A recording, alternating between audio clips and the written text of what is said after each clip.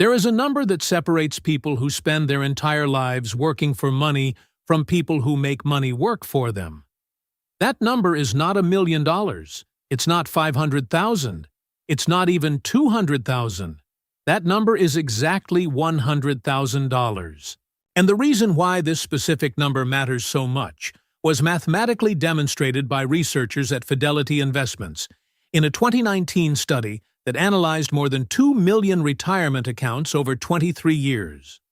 What they discovered was disturbing in its simplicity. The journey from $0 to $100,000 is the most difficult of any person's financial life. Once you cross that threshold, something mathematically extraordinary starts to happen to your money. The speed of growth changes. Financial physics changes. Time starts to play in your favor in a way that it simply doesn't before that point. And here's what makes this even more fascinating. James Simons, the mathematician who built the most profitable investment fund in human history, identified this same pattern decades before any institutional study confirmed it. Simons did not reach this conclusion by accident. He arrived because he understood something fundamental about the geometric nature of capital growth that most people simply cannot visualize intuitively. Today, I'm going to show you exactly how $9,000 can turn into $100,000. Not with empty promises, not with crazy schemes, but with the same math that Simons used to turn $250 million into more than $140 billion over 4 decades.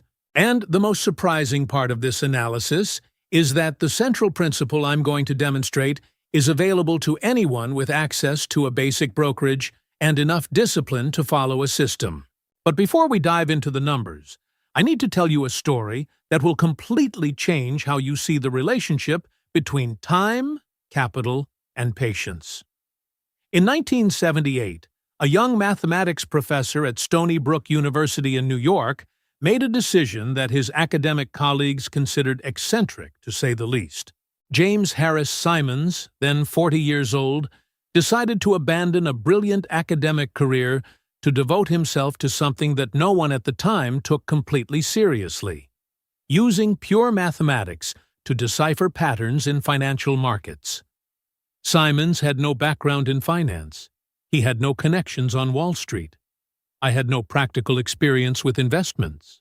What he had was a deep understanding of something that most financial analysts at the time completely ignored: that markets, despite appearing chaotic on the surface, obey statistical patterns that can be systematically identified, measured, and exploited. The fund that Simons created, the Medallion Fund, has accumulated a track record of returns that defies all conventional market logic.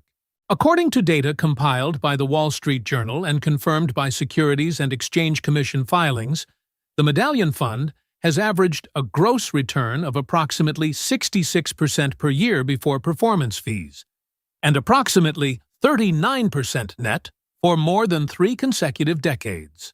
To put this into mathematical perspective, if you had invested $10,000 in the Medallion Fund in 1988 and left the money there for 30 years, that initial investment would have turned into approximately $240 million. This number is not hyperbolic. It's documented, and it reveals something profound about how geometric growth works when applied with enough discipline and time. Now, I know what you're thinking. The Medallion Fund is not available to external investors. Simons closed the fund to new investments decades ago, and today it operates exclusively with capital from Renaissance Technologies employees. That is true. But here's the thing that most people fail to see. The mathematical principles that Simons used to build this wealth-generating machine are not his exclusive property. These principles are documented in decades of academic research, published in peer-reviewed journals, and available to anyone willing to study them seriously. What Simons did was apply these principles with an almost obsessive discipline and a scale that few can replicate. But the underlying mathematics is universal. And it's this math that I'm going to use today to show you exactly how $9,000 can turn into $100,000. Before I continue, a direct question. Are you the type of person who makes financial decisions based on intuition and feeling, or based on data and mathematical analysis? If you said data, then you need to be subscribed to this channel right now. Everything I share here is backed by research from institutions like the Federal Reserve, the National Bureau of Economic Research, Vanguard, Morningstar, and the Journal of Finance. It's not an opinion. It's analysis. Hit the subscribe button. You'll want to be here in the next few weeks because what I'm building on this channel is a complete library of mathematical frameworks for thinking about money rigorously. Returning to our analysis. The first piece of the puzzle we need to understand is why exactly $100,000 represents such a significant inflection point in the wealth-building journey. This is not an anecdotal observation. It is a phenomenon documented by multiple financial research institutions.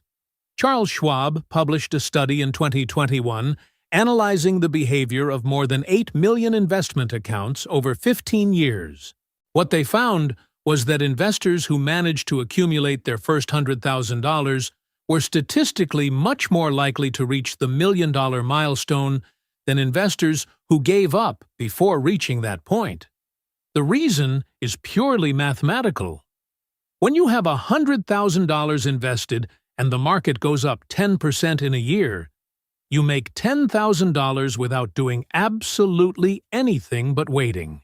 $10,000 is more than most people can actively save in an entire year.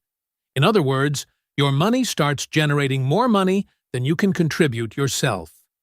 This is the singularity point of compound interest that economists have identified as the moment when mathematics begins to work exponentially in your favor. But here's the problem that keeps most people from getting to that point. The journey from $0 to $100,000 is disproportionately slower and more difficult than any step afterward. This is because compound interest needs a sufficient capital base to begin demonstrating its real power. When you have $1,000 invested and the market goes up 10%, you make $100. That's good, but it's not transformative. When you have $10,000 and the market goes up 10%, you make $1,000. Better, but still not enough to create significant momentum. It's only when you cross the $100,000 threshold that your annual earnings begin to consistently exceed what you can contribute out of your own pocket. James Simons understood this dynamic from the beginning. In interviews documented by TED and Numberphile, Simons explained that the first phase of any capital accumulation strategy is necessarily the most frustrating because you are essentially using brute force to build the foundation that will allow math to do the heavy lifting later. The second piece of the puzzle is understanding exactly how long it takes to turn $9,000 into $100,000 using different contribution and return scenarios.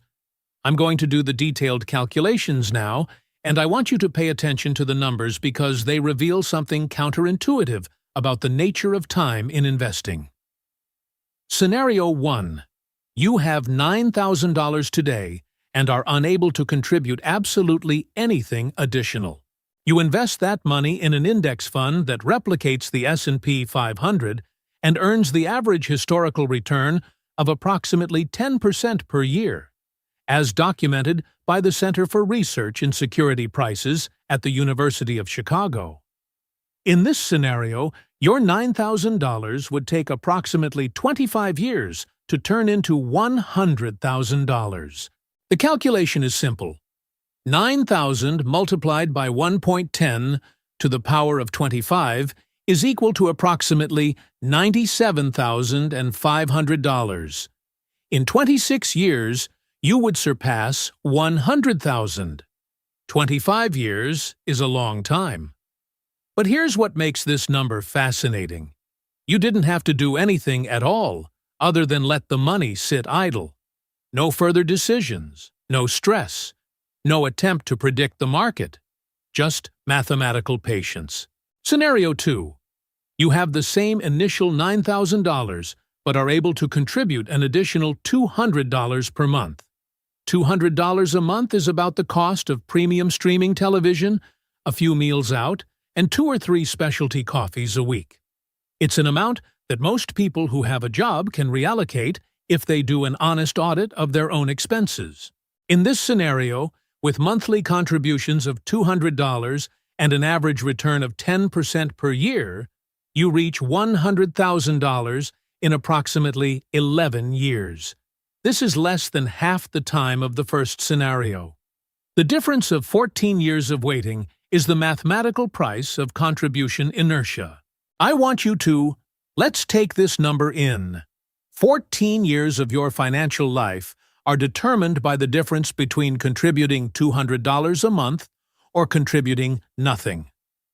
That's the cold math of opportunity timing that most people ignore until it's too late. Scenario 3.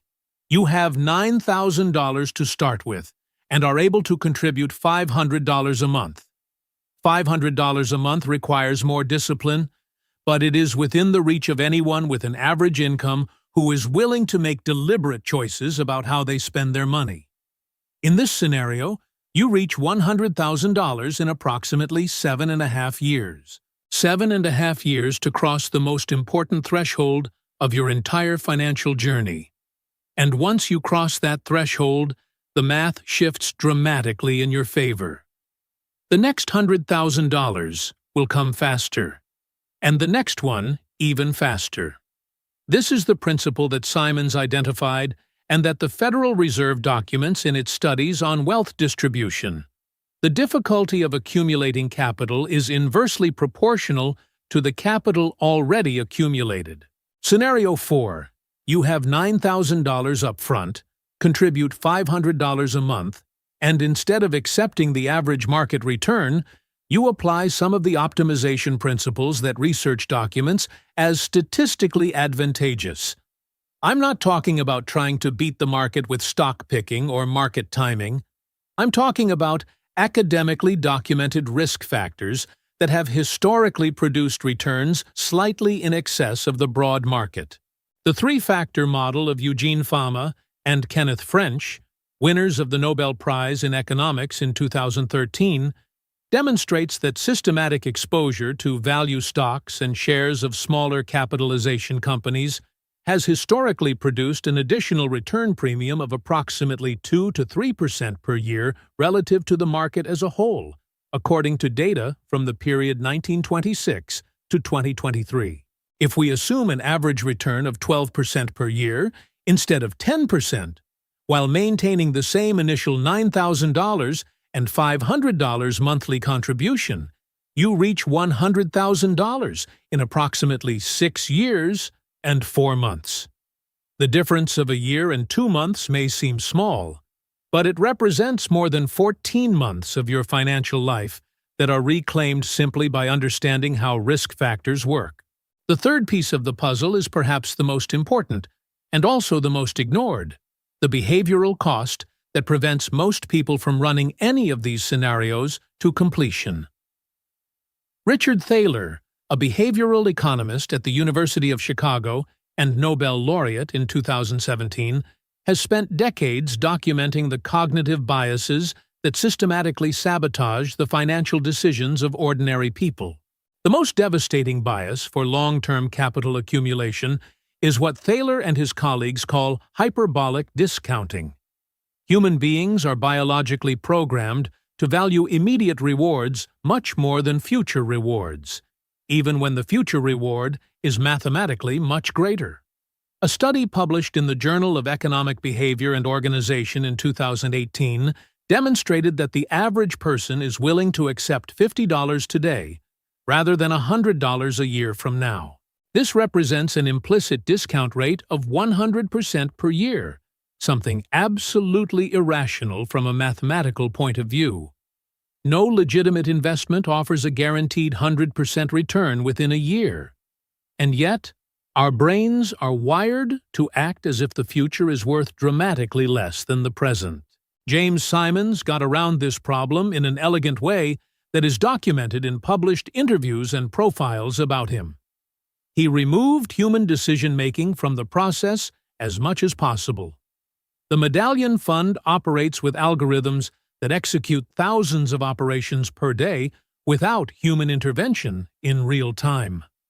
Simons understood that the biggest threat to the success of any investment strategy is not market volatility. It's not interest rates. It's not inflation. It is the human investor who is executing the strategy. When you automate your monthly contributions and remove your ability to impulsively interfere with investment decisions, you are essentially protecting your future self from the irrationality of your present self. This is not a poetic metaphor.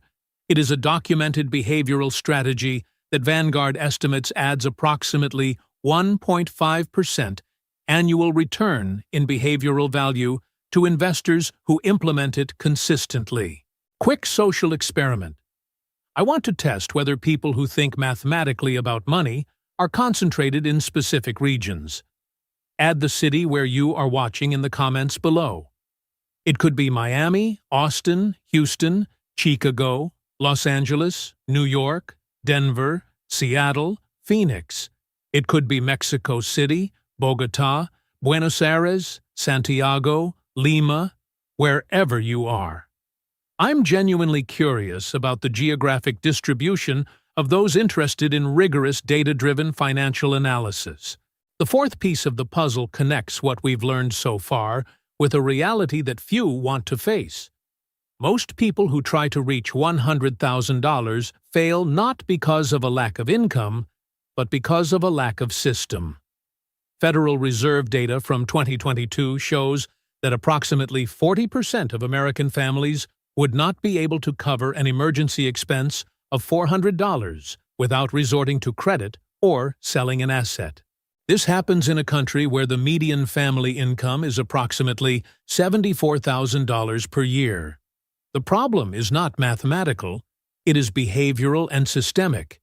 People don't have a system that automates the discipline they can't maintain manually. This is where James Simons' most practical lesson applies directly to the life of any individual investor.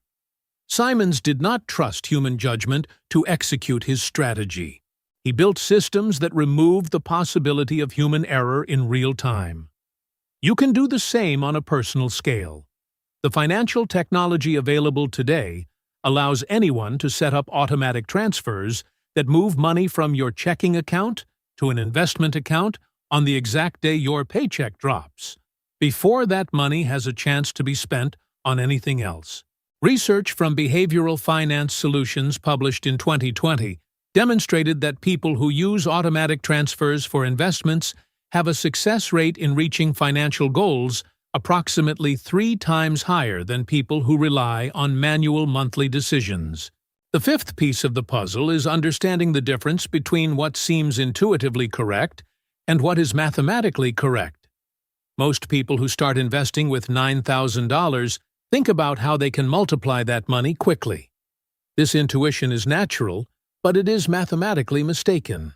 Research by Brad Barber and Terrence Odean, finance professors at UC Berkeley and UC Davis, respectively, analyzed more than 66,000 brokerage accounts over 6 years and found that the most active investors, those who made the most trades trying to maximize returns, achieved significantly lower net returns than investors who simply bought and held their investments without interfering. The average difference was approximately 6.5 percentage points per year. 6.5 percentage points difference per year. I'm going to put this into concrete numbers so you understand the real impact. If you have $9,000 and contribute $500 a month for 10 years, with a 10% return per year, you end up with approximately $111,000. If you lose 6.5 percentage points per year because of excessive trading, your effective return drops to 3.5% per year, and you end up with approximately $79,000. The $32,000 difference is the mathematical cost of thinking you know better than the market. James Simons is often cited as an example that it is possible to consistently beat the market. And that's true. Simons beat the market spectacularly for decades. But here's the context most people ignore. Simons did it with a team of more than 100 PhDs in mathematics, physics, and computer science, with access to market data that costs millions of dollars per year, with technological infrastructure that performs operations in microseconds, with decades of proprietary research that has never been published or shared externally. When Simons was asked in an interview documented by TED whether individual investors should try to replicate what he does, his answer was blunt: no.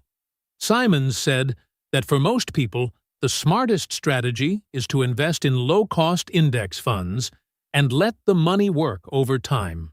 The man who built the most sophisticated returns-generating machine in financial history recommends to ordinary people exactly the opposite of what he does. This apparent contradiction is not a contradiction. It's mathematical wisdom. Simons understands that the game he plays requires resources that normal people don't have access to, and he's honest enough to say it publicly. The sixth piece of the puzzle connects all of this with a principle that Simons has applied obsessively throughout his career. Managing risk is more important than maximizing return. When you're trying to turn $9,000 into $100,000, the biggest threat to your success isn't that the market will not rise enough. The biggest threat is that you will do something stupid in a moment of panic that will destroy years of progress. The S&P 500 fell more than 50% during the financial crisis of 2008. Investors who panicked and sold the fund realized these losses permanently. Investors who maintained their positions saw the market recover completely in approximately 4 years and continue to rise to new all-time highs. The difference between these two groups was not intelligence. It was not access to privileged information. It was simply the ability to do nothing during a period of extreme volatility. Simons, in internal Renaissance Technologies documents that were partially leaked to academic researchers, implemented strict maximum loss limits on all medallion fund positions. The philosophy was clear: protecting capital is more important than maximizing gains, because lost capital doesn't add up, and preserved capital composes forever. The seventh piece of the puzzle is understanding how inflation affects the math we've discussed so far and what you can do to protect yourself from it. The Bureau of Labor Statistics documents that average inflation in the United States over the last 100 years has been approximately 3% per year. This means that your purchasing power is eroded by approximately 3% per year if you keep money sitting in a checking account or under your mattress. When we calculate that $9,000 can turn into $100,000 in a given period of time with a return of 10% per year, the real inflation-adjusted return is approximately 7% per year. This is still extraordinarily powerful. But it's important to understand that the $100,000 you will have in 10 or 15 years will have less purchasing power than the $100,000 you will have today. Therefore, when we set financial goals, we need to think in terms of real purchasing power, not just absolute numbers. If you want to have the equivalent of 100,000 today's dollars 15 years from now, you actually need to accumulate approximately 156,000 nominal dollars, assuming an average inflation of 3% per year. The good news is that the same mechanism that adjusts our goals upward also works in our favor. Nominal stock market returns have historically outpaced inflation by a significant margin, which allows long-term investors to build real wealth over time. The eighth piece of the puzzle reveals something that few financial educators have the courage to say clearly. The speed with which you reach your first $100,000 is dramatically more important than the speed with which you reach any subsequent milestone. This seems counterintuitive, but the math is relentless.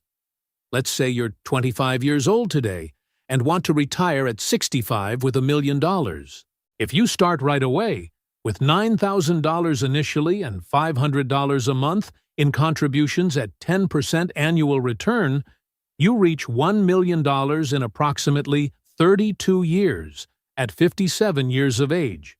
You arrive 8 years before the goal.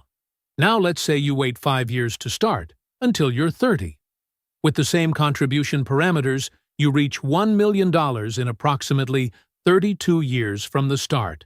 That is, at age 62. 3 years later. The 8-year lead was reduced to just 3 years ahead of the original target. But here's the math that really matters. If you wait until you're 35 to start, you won't hit $1 million until you're 67. 2 years after the original goal. And if you wait until you're 40, you'll need to contribute approximately $900 a month instead of $500 to achieve the same result in the same time frame. Each year of delay in starting has a compound cost that increases geometrically.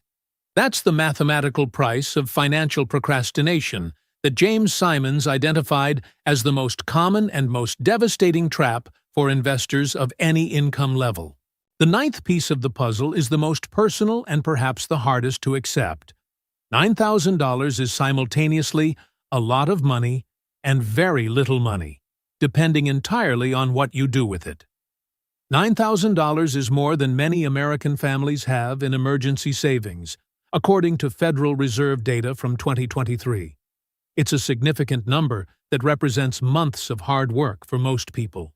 And at the same time, $9,000 invested passively without additional contributions would take more than 2 decades to turn into something that can be considered real financial security. This apparent contradiction is resolved when we understand that the value of $9,000 is not in the $9,000 itself. It's in what they represent.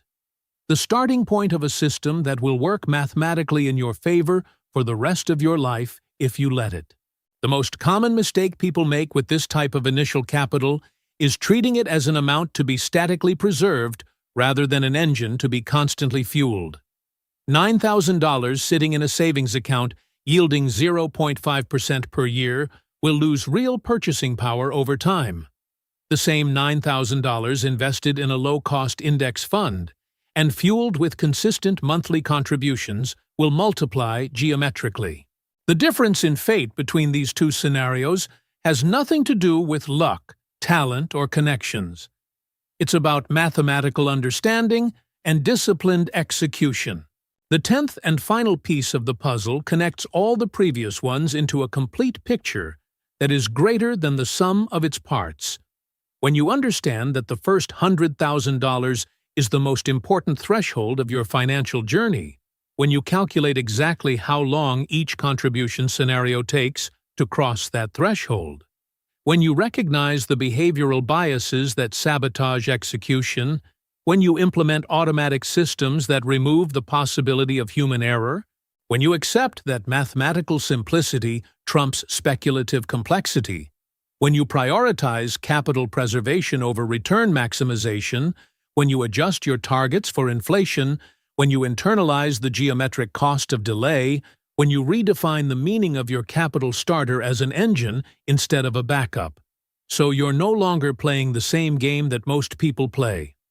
You are playing the game that James Simons plays, a game of probabilities, not predictions, a game of systems, not intuitions, a game of mathematics, not emotions. The complete picture that emerges from this puzzle is both simple and profound. Turning $9,000 into $100,000 doesn't require genius. It does not require exceptional luck. It does not require access to privileged information or secret strategies. It requires just 3 things: startup capital, consistent contributions, and time. The equation is so simple, it seems insultingly obvious. And yet, most people fail to do it because they underestimate the power of time and overestimate its ability to speed up the process through shortcuts. Simons didn't build the biggest fortune in hedge fund history by trying to find shortcuts. He built it by applying rigorous mathematics for decades with absolute discipline. The scale of what he did is inaccessible to ordinary people. But the underlying principle is universal. You can start today with $9,000 or with $900 or with $90. The starting number matters less than the decision to start and the discipline to continue. Each month of contribution adds fuel to the engine. Each year of patience multiplies the effect of all previous years. And at some point in the future, sooner than you think, if you execute the system consistently, you will cross the $100,000 threshold. At that moment, something will change. Not just your bank balance. In your psychological relationship with money, you will realize that you are no longer working for the money. Money is working for you. And this paradigm shift, this inversion of the power dynamic between you and your capital, is the real goal of all this math. If the mathematical framework I demonstrated today makes logical sense to you, hit the like button. Only about 3% of YouTube viewers actually interact with the videos they watch. Be part of that 3%. And if you know someone who is putting off starting their investment journey because they think they don't have enough capital to start, share this video with them. The $9,000 she already has, or the $900 she manages to scrape together in the next few months, could be the start of a complete financial transformation if she understands the math behind the process. Now I want to go beyond the basic numbers and explore something that most personal finance videos avoid discussing: the specific pitfalls that destroy the progress of investors in the early stages of capital accumulation. These pitfalls are documented in behavioral research from Dalbar Inc., a company that has been measuring real investor behavior compared to the returns of the indices they try to replicate for more than 30 years. Dalbar's most recent report, published in 2023, shows that the average American stock fund investor earned an annualized return of approximately 6.8% over the course of a year. NGO of the last 30 years, while the S&P 500 in the same period returned approximately 10.2% per year. The difference of 3.4 percentage points per year may seem small, but compounded over 3 decades, it represents a loss of more than 50% of the portfolio's final value. Half of the potential wealth evaporated not because of taxes, not because of inflation, not because of bad luck, evaporated because of behavior. The first trap is what researchers call performance chasing. It is the tendency to invest in assets that have performed well recently, hoping that this performance will continue. The problem is that research consistently shows that past performance not only does not guarantee future performance, but often reverses itself. Funds that were in the top quartile of performance over a 5-year period have less than a 25% probability of repeating that performance over the next 5 years, according to data from S&P Dow Jones indices. Investors who chase performance are systematically buying high and selling low, exactly the opposite of what the math demands. The second trap is market timing, the attempt to enter and exit the market based on predictions about future price movements. A classic study by Fidelity Investments analyzed what would happen to a $10,000 investment in the S&P 500 if the investor missed the market's best trading days by trying to do market timing. From 1980 to 2020, 40 years of data, an investor who remained invested the entire time would have turned the initial $10,000 into approximately $970,000. An investor who missed just the 10 best trading days in that period would have approximately $440,000. The difference of more than $500,000 is the cost of 10 days of absence in 40 years. And here's the problem. The best trading days often happen during or immediately after periods of extreme volatility, exactly when emotional investors tend to be out of the market, out of fear. The third pitfall is excessive diversification in early stages of accumulation. This may seem counterintuitive because diversification is often presented as a positive thing.